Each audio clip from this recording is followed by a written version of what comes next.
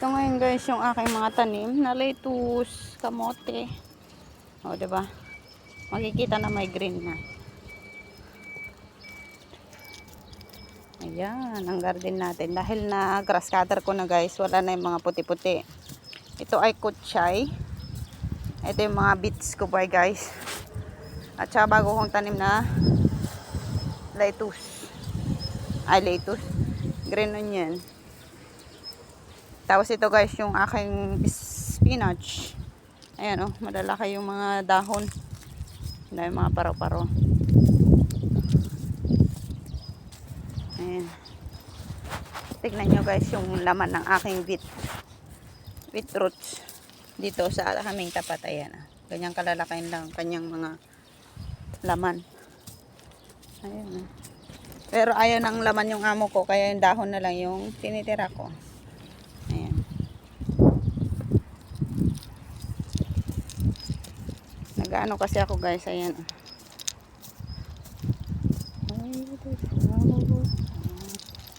Ayan. Ang garden ko. Maganda siya tignan ngayon guys. Kasi walang nakahalong ibang puti-puti na bulaklak na ngayon. Yung wildflower.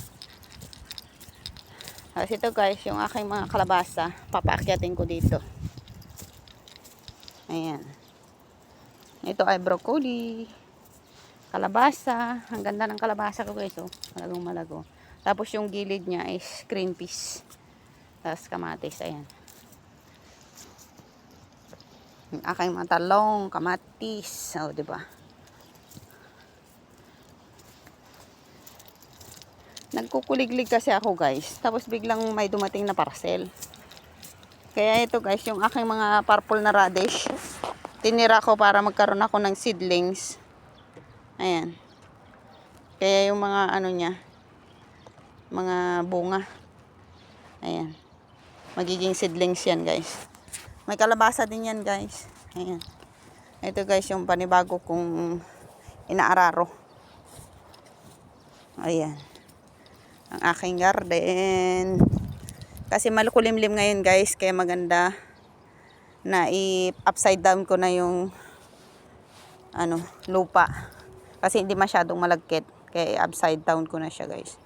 Bago pa siya mag-uulan na naman. Ayan. Ayan ang aking mga bonsai. Tignan nyo dito guys. Yung mga damo. Medyo matataas na. Kaya medyo eto baka bukas or mamayang hapon ko ikuliglig. Pero grass cutter ko muna yung mga puno ng mga paso. Ayan. Greeny, greeny.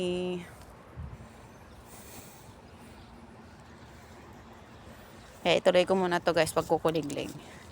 Yan lang guys. Na-share ko lang. God bless. Bye-bye. Akala ko naman parcel namin yung dumating guys. Hindi pala amin. Ayan. Ganyan kalawak ang garden ni Inday mga guys. Dito lang naman ay palipas oras ko. Ngayon wala yung mga amo ko. Hindi dito kakain kaya ito gagawin ko.